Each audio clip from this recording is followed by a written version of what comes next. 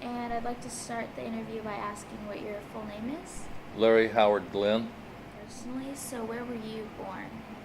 Holdenville, Oklahoma, Thank you. And what branch of the military did you serve in? United States Air Force. And how was your time in the Air Force? Like, how would you describe it? Well, as being a young person, first time away from home for an extended period of time, it's a growing experience.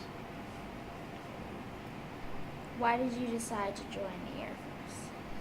Because at the time, with the escalating Vietnam War, it seemed to be a relatively safe branch of service to be in, although it required a 4-year enlistment. So you enlisted, you were not drafted? No, I enlisted. Yes, my best friend from high school was drafted. Several others enlisted. One enlisted in the Marines, and once a Marine, always a Marine. It was definitely a life-changing experience for him.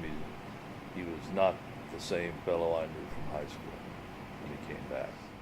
The mindset that the Marines put you into, and that's for them, it's a survival mindset. And once a Marine, always a Marine.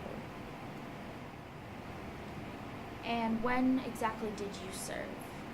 From June of 1966 through April of 1970. And how was your experience in Vietnam? I was only in country for 2 short temporary duty assignments. Temporary duty assignment in the Air Force was called a TDY, and that was in direct support of our C-118 medevac aircraft, which were taking wounded from Cam Bay Hospital to Clark Air Force Base in the Philippines, which was my permanent duty station. It was just, you did your job, worked your shift, got the aircraft off, and then try to enjoy your off time. How did experiencing war firsthand affect your belief towards it? The climate of the United States coming out of what was termed the Cold War and the events of that polarized us as a nation, to be opposed to communism and any takeovers of any other countries by that. It definitely changes your idea of should this be a nation that are we to be the world's peacekeeper, as we were trying to do in Vietnam and other countries since. So I think if you ask any veteran, they will say that they're opposed to war. It seems to be a necessary evil of the world that we need to stop genocide and things like that. But on the other hand, a moral responsibility for our fellow man. Is it necessary that we perpetuate war?